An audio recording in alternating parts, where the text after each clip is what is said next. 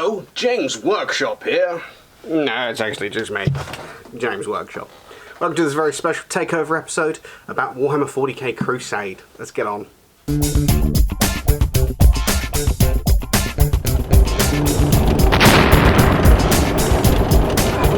How he always wears this, it's horribly uncomfortable. Oh, hello. I feel much better now, much more in character. So, Crusade. We're incredibly excited about this. It is a small narrative-style campaign. You are starting with a 25 power level of forces with 25 power level of reserves. We don't know a huge amount more than that at the moment. We do know that there are upgrades for units and downgrades for units as well. And we know that there's things like Space Marines being able to turn into Dreadnoughts. We've decided to go with 500 points of basic force and 500 points of reserves. We obviously don't know what this is going to be yet, so please take this as wild prediction. Let's start with the always skillful Johnny B. Thank you, Mr. Workshop. So, quick glance, a speculative list at a potential Crusade force. I've got about 500 points down on the table here. I'm going to be using Primaris and a custom chapter. Come with me and we'll have a little look at the boys that I've got ready. So here we go, a whole bunch of dudes. This first section rocks in at 473 points in the current 8th edition. So there's a little bit of room for movement there, regards, as we know that the points are going to be going up. So the core of it is a librarian, a lieutenant, plus 3 units of 5 intercessors. Each of them will have a, although one of them's got a power fist at the moment, I'm going to change that out.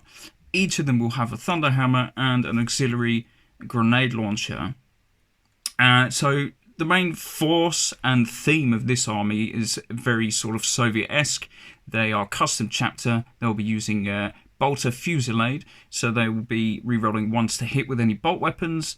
And because of an unfortunate event with their fortress monastery power core, they're a bit less susceptible to pain, so they're going to be stalwart too. So any wounds of a 1 or a 2 fail to wound them.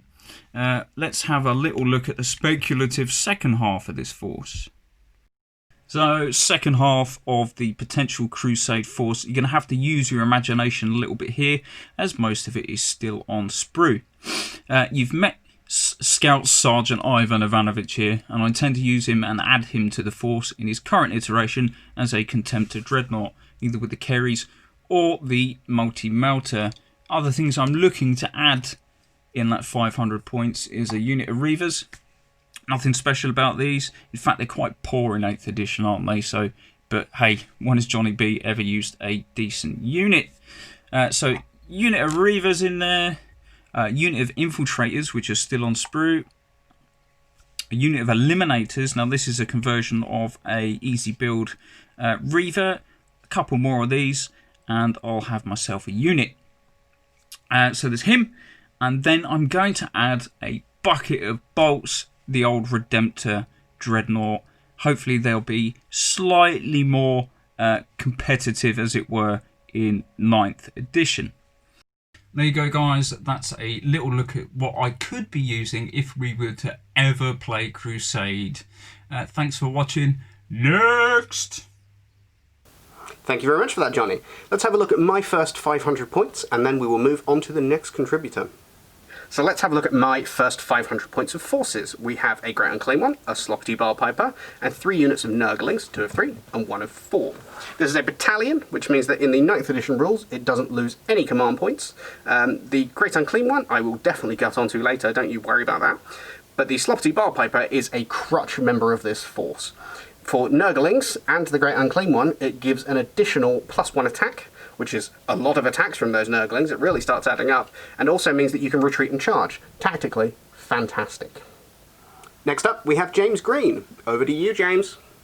Thanks for the intro. If I had to come up with a list, this is what I would be going with. Going into 9th and Pariah and Necrons being featured, there's loads of stuff going to change. But let's jump into it. Sorry for the Skaven trying to gnaw their way through reality. It's a bit loud here, but we'll get by. So I picked Necrons because everyone hates John. Johnny B, John Connors, everyone. Every good force needs a warlord. Here, I've got the Catacomb Command Barge, I believe it's called. Got the basic infantry boys stomping around with their Gauss. And then over here, I've got some Tomb Blades for fast attacks. I wanted to keep a relatively fast theme, something that Necrons aren't really known for.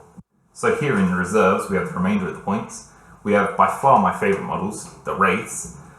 These guys are pretty good in melee, they're fast, they can phase through things, all the good stuff. And here, we definitely have a Catan, and that is definitely not a proxy that I'm going to use until I buy a Catan. So here's the Force in all its glory. I painted them blue. These were my first army that I painted. I didn't really like the green. On most of mine, I've got blue where possible. So here you can see that the Wraiths are majorly not finished. Most of the Immortals are also not finished, with bases and various last minute touch-ups to do. I still need to buy a Catan. I'm pretty happy with the Tomb Blades, and overall the Command Barge isn't too bad. Initially I picked these just because it seemed easy to paint for a league that I was in. Now I look back and wish I did a better job, but I was under some time pressure. So I picked the Sortek Dynasty for the Relentless Advance in the hopes of being speedy. This also helps with the guns on the Command Barge and the guns on the Wraiths. This means that they can move and not have a penalty to hit for heavy weapons, and if they advance, weapons are treated as if they're assault. So overall, we have some heavy AP over here on the Gauss. I'm treating my Immortals as if they had the other gun, the Tesla, purely because 3 hits for 1 is great. Over here we have some heavy AP weaponry, and the Command Barge is just a weapons platform basically, with some buffs. For the Commander trait, I've gone for Hypological Strategist. This means that he gets a free reroll, and on a 5-up, command points are refunded. Whether that'll stay around in 9th, we're not too sure yet. On the Catan, we've got a couple of decent weapons. We've got an Assault D6 ranged weapon, and then we have a 4 attack weapon, and both of them are winning on 2s. Quite nice. AP -4, and either D3 or D6, depending on if you're ranged or melee. Overall, I'm looking to get into the enemy's face with the melee units and mess their stuff up, and sit back a little bit and take some pop shots where possible. Hopefully, last turn, get on those objectives, get the win. I've been going by James Green, but that's not good enough for this channel. Now, with the Necrons, I'm going to be Jim Hotep. Thank you very much for that, James. Or should I say, all hail Jim Hotep. So here we have my second 500 points. We have Horticulous Slimux, we have a Feculent Gnarlmaw, we have a set of 3 Plague Toads, and a set of 3 Beasts. With this little narrative type of campaign, I normally prefer to go a little bit more form over function. So I've gone with, sticking with the theme of Bilious Spume being my Great and Clean one, and these are his helpful attendants of the Garden of Nurgle, and/or some flora and fauna from them. The Feculent Gnarlmaw acts as something of a backup for the Sloppity Barlpiper, in that it also allows you to retreat and charge, and also allows you to run and charge, I believe.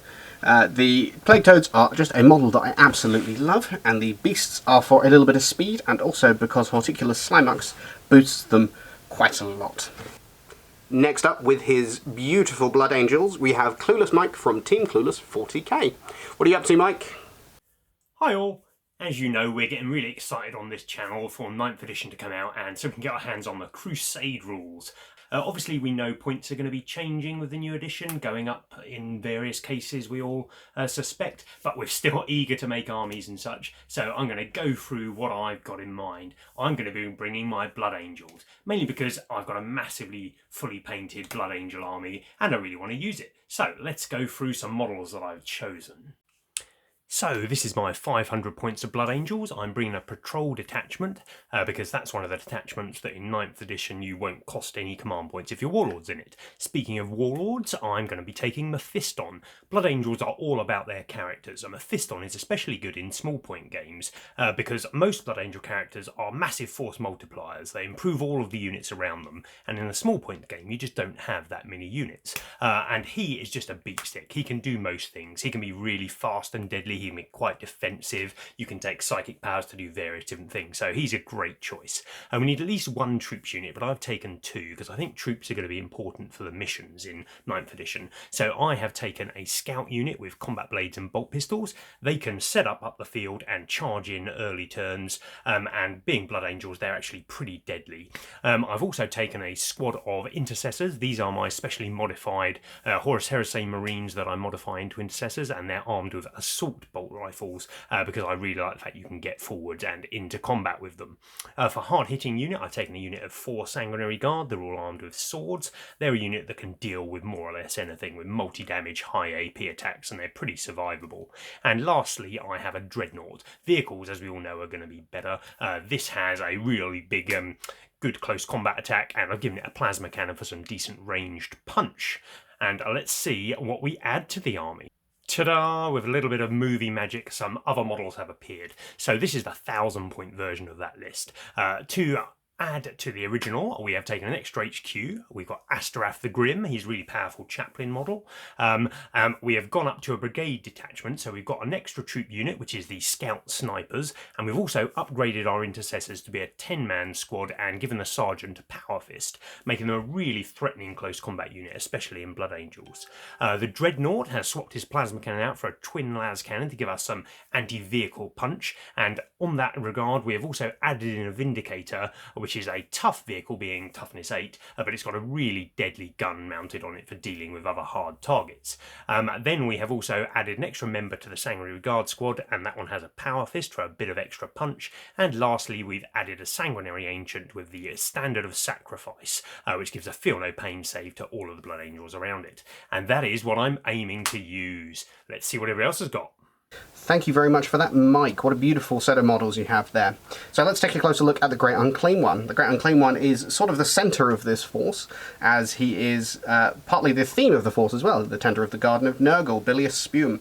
So as he's set up, I think he's perfectly fine. However, I might be tempted to swap out the chain for the Bile Blade. The Engine Warbook came out quite recently at the time of the release of this video, so there is a new relic in there which allows you to get 1 wound back each phase. The Bile Blade allows me to take a mortal wound in order to increase the chances of a spell going off. So I can completely counteract that by just getting that back at the end of the phase. I think that's a great little tactic there. For reasons that will become apparent very soon, I will also definitely be taking the bell. I don't think I want to take the sword, especially considering its Warlord trait will be Virulent Touch, which is +1 to wound. So I'll still be wounding those Space Marines on 2s. And last but by no means least, we have our excellent leader here on Modelling for Advantage. We have the Restless Kaiser. Kaiser, what do you have for me? Hello there, Kaiser here. So, my force is going to be Death Guard. So we broke down the army into 2 parts, 2 500-point parts. The first part is the army that we expect to use most of the time, and the second part, the reinforcement pool from which we can swap things in and out. We're also intending to play some doubles games here and there. So, the first part of my force, 500 points, really simple.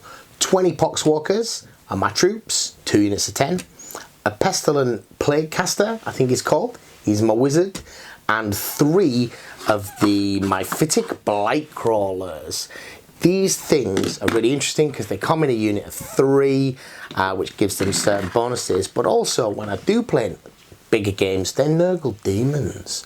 And that means that James can bring one of the models in the unit back, which could be quite interesting. The second part of the 500-point force is really to try and provide some flavour, but also to allow to test a different playstyle. So there's another 30 Poxwalkers in there, which would be great. It would involve me painting another 10 if I actually tried to field them all at once. But there's also Typhus. So the thinking there is maybe Typhus gets something in the new edition, and if he does, and he still boosts the Poxwalkers, I can still play that Horde of Poxwalkers plus Typhus match. I've also got 3 of the other major characters. I've got the Noxious Blightbringer, I think it's called, or Mr. Dingaling, the Foul Blightspawn, who is just an amazingly high damage output character, and the Plague Surgeon, who's a bit like a Chaplain. I'm not sure whether he might get something more from the Chaplain rules later. So, those are the 2 elements of my force. I'm looking forward to playing the game. Thanks, and take care. Along with the tactics and things, let's have a look at a little bit of hobby as well. So this Great Unclean one has been base coated with Chaos Black, then given a spray coat from a 45-degree angle all the way around with Mechanica Standard Grey, and then a very, very, very top-down spray of white for an almost Zenithal style. With the airbrush paints that I'm going to be putting on top of it, which in this case is Vallejo Dead Flesh, I need this sort of gradation. You could almost sort of say it ends up being like 50 shades of grey from the top to the bottom. So it's very important to start this way for me, and really speeds up the process because it ends up with some rather well-graded models once things have got going. Well, thank you very much for watching this takeover. We're just about done here for today. I hope you've enjoyed this slightly more edited style. I'll probably be doing some more things in the future for the Kaiser, as and when he asks me to. As we've been saying each week, it's still true. Please stay home when you can. Please stay safe, and we hope to see you all next time. Oh, hello. I feel much better now. Much more in character. So, what is this game called? I've also got in the pipe works and intend to add, there will be a unit of 5. That's the phone. I suppose I should answer that. Thank you, Mr. Workshop. Okay, so speculative lists. Oh, you prick. Speculative. For the eagle-eyed viewers out there who care, yes, the suspenders did have skeletons on. Yes, the tie did have little T-Rexes on. And yes, I was wearing cargo shorts throughout the entirety of this thing. Because that's the way I roll, baby.